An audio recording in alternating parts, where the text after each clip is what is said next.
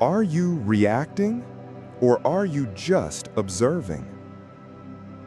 In every moment, your mind incessantly labels good, bad, right, wrong, should, shouldn't. But what if all those judgments are not you, but just the mask you were taught to wear? Carl Jung once said, "Until you make the unconscious conscious, it will direct your life and you will call it fate." Observation, it is not an easy task, because it forces you to face yourself instead of reacting against life. But it is precisely there, where you pause before reacting, that healing begins. Not through advice, nor through logical analysis, but through the moment you look, feel, and then let go. Stay until the end of the video to truly learn how to observe, not just to understand others, but to touch the profound essence of your own self. You just walked into a room and met a stranger. In an instant, your mind has drawn dozens of conclusions. This person seems cold. Their outfit is a bit strange, and their gaze is untrustworthy. You haven't said a word, haven't heard them say anything, but you already know whether you like them or not. That happens almost automatically, and that is the judgment filter, the unconscious judgment filter that most of us don't realize we are wearing. This filter is not bad. It is formed from life experiences, past traumas, beliefs you learned from family, society, and even the culture you were born into. It helps you quickly assess a situation and react, something our ancestors needed for survival. But the problem is, we no longer live in the jungle. We are no longer hunted by tigers, but surrounded by complex relationships, mental pressure, and countless ambiguous choices in the modern world. At that point, unconscious judgment becomes a barrier. It makes you close off to others. It makes you misunderstand yourself, and it prevents you from seeing things as they are, instead of how you think they should be. The shadow and the ego, Jung and the hidden filter. Carl Jung referred to this part of the unconscious as the shadow, the darkness that each person carries. It is the place that contains parts of yourself you do not want to acknowledge: jealousy, fear, ambition, hurt, guilt. When you don't dare to look into the shadow, you project it onto the world. You judge others as selfish, while the selfish part within you is being suppressed. You see someone as fake, while you yourself are trying to please everyone. Judgment is the ego's way of self-protection. It makes you feel superior, more right, safer. But that very thing perpetuates the pain. Jung once said, "One does not become enlightened by imagining figures of light, but by making the darkness conscious." No one awakens by imagining light. We must face our own darkness. Quantum science connection.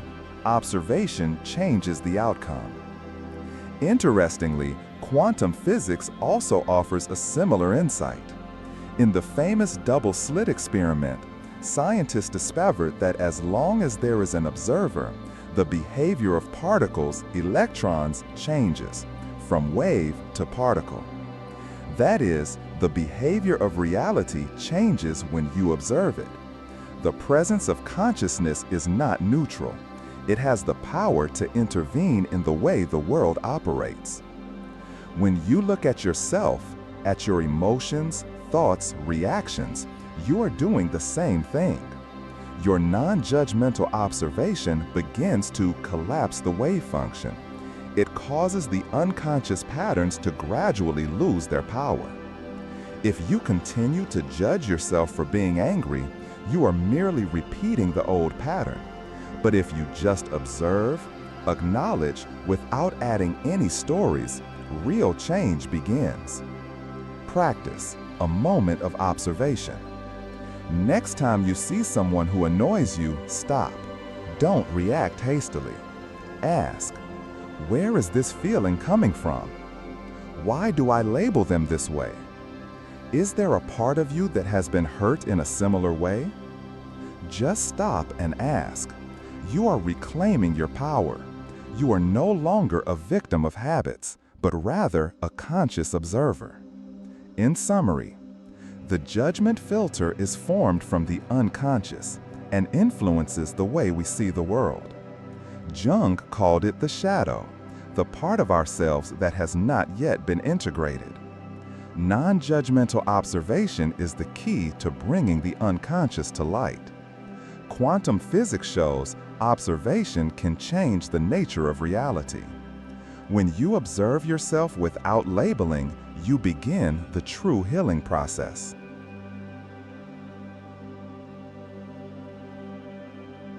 In the microscopic world of quantum physics, there is a strange phenomenon that astonishes both scientists and philosophers: the observer effect.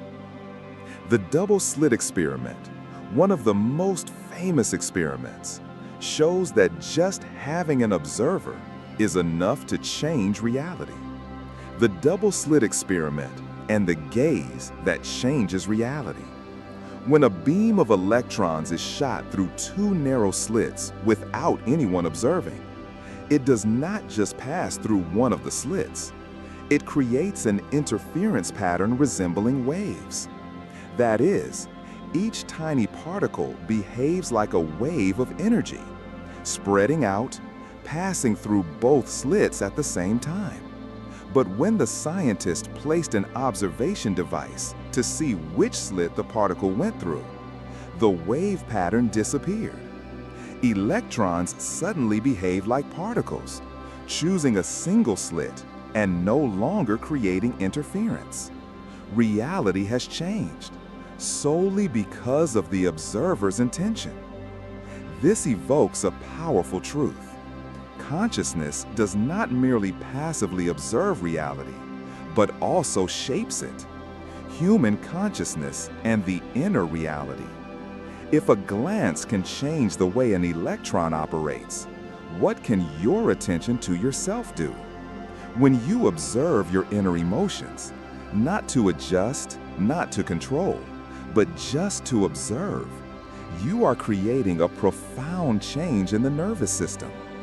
Studies on mindfulness meditation have shown that observing emotions without intervening helps reduce the activity of the amygdala, the brain region that processes fear responses. It simultaneously enhances the activity of the prefrontal cortex, the area responsible for self-awareness, empathy, and emotional regulation. In other words, just look at your fear.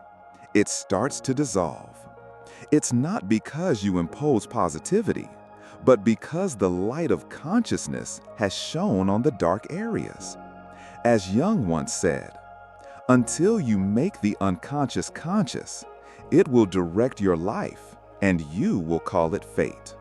Until you bring the unconscious to light, it will control your life, and you will call it fate. Observation is action, not passivity. Many people think that observation is sitting still and doing nothing. But in reality, observing without judgment is one of the most delicate actions. It requires you to maintain awareness without getting swept up in the flow of emotions, not chasing after old stories, not letting the past take over the present. Imagine you are angry. Normally, anger makes you act, saying harsh words, slamming doors, or sinking into cold silence. But if instead you stop and just say to yourself, "This is anger. I'm feeling a warmth in my chest, heart racing, the hand tightened." Just that. That's all. At that moment, you are no longer controlled by anger. You become an observer of emotions. And as quantum physics shows, the behavior of particles, or emotions, changes when there is an observer. The external reality is a reflection of the internal. If you see the world as chaotic, don't be quick to conclude that the world needs to change. Maybe what you are seeing is a reflection of the filter within you. Jung called this projection, projecting oneself onto others. The things you hate about someone, the situations you often find yourself in, the types of people you always encounter may not be bad luck or their personality, but rather a reflection of the parts of yourself that have not yet been acknowledged. A person who has been abandoned will find the whole world untrustworthy. A person who always wants to control will see everyone as disorganized. But when you start observing, not just others, but also your own reactions, you will notice something strange. The world is beginning to change. Observation is the door to healing. Healing does not happen when you avoid, deny, or try to be positive. Healing begins when you dare to look, dare to sit with the parts of yourself you once wanted to forget. Observation is the door, and stepping through it is not easy. But it is the only path if you truly want to break the cycle of repetition. Remember, observation creates space between stimulus and response. That space is where freedom is born. And in freedom, we can choose ourselves again. In the next section, we will delve deeper into that journey, how to transform reactions into conscious presence, and a simple yet extremely powerful technique to start practicing today. Are you ready? Throughout most of life, people don't truly live. They just react. Someone insults you, you get angry. A door slams shut, and you startle. A cold gaze, and you find yourself confused, even shrinking inside. Reactions are almost instantaneous, controlled by the autonomic nervous system, and, more importantly, formed by countless psychological conditions, memories, beliefs, and unhealed wounds from the past. It's not a choice, it is a repetition. So, what lies between stimulus and response? The answer is a moment of awakening. And if you could look into that moment, you would see a gateway to freedom. Response, the consequence of programming. In neuroscience, the reaction is controlled by the amygdala, the area that processes strong emotions such as fear and anger. When emotions arise, the amygdala activates the fight or flight freeze responses, causing you to act before your rational mind has a chance to speak. In psychology, this is called a trigger, stimuli that touch the unhealed areas within you. An accidental remark, a rejection, or even silence can lead you into an emotional storm because you are not reacting to the present, but to the past. Observation, unimaginable power. When you learn to observe without judgment, an incredible phenomenon occurs. That moment no longer controls you. The mind is a continuous flow of emotions, thoughts, memories, and imagination. But the observer is not in that flow. The observer is pure consciousness, standing outside the flow, simply seeing. In quantum physics, the observer effect shows that the mere act of observation is enough to change the outcome of a quantum system. When scientists measure a particle, the state of the particle changes. It no longer exists in superposition, but collapses into a specific position. This strangely aligns with the philosophy of the enlightened ones. When you observe without attachment, reality begins to change. You are no longer a victim. You are the one shaping it. Technique: breathe, feel, do not intervene. Below is a simple yet profoundly powerful technique called Breathe, Feel, Don't Intervene for you to start practicing the ability to observe. Breathe. As soon as you realize you are being triggered, bring your attention to your breath. A slow, deep breath. This helps pause the reaction wave and brings you back to the present. Feel. Recognize the emotions rising in your body. Is it a tightness in the chest? Shaking hands? Choked up? Don't name it. Don't try to change it. Just feel. Non-interference. This is the hardest part, but also the most powerful. Don't try to be better. Don't push the emotions away. Just observe it.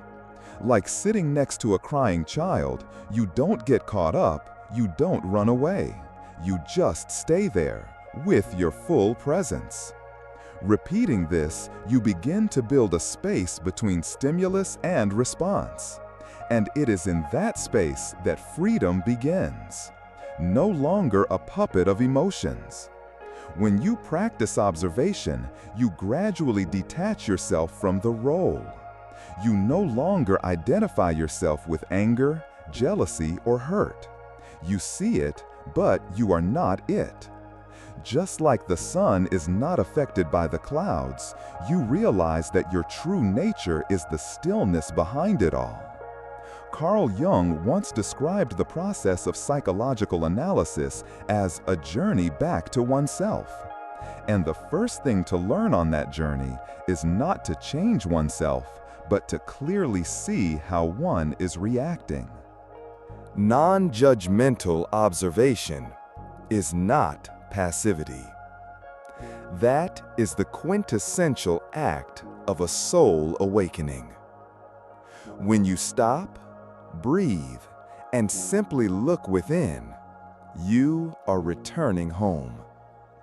We are used to reacting, defending, trying to fix or run away. But sometimes it is precisely in those moments of silence that all wounds begin to melt away. Not because you are trying to heal, but because you have stopped resisting it. Remember, you don't need to become someone else. You just need to be a truthful witness to yourself. If you are still listening to these words, perhaps your journey has begun. The alchemist's wisdom will return soon, with more symbols, more depth, and even more layers of truth. And if this resonates with you, leave a sign.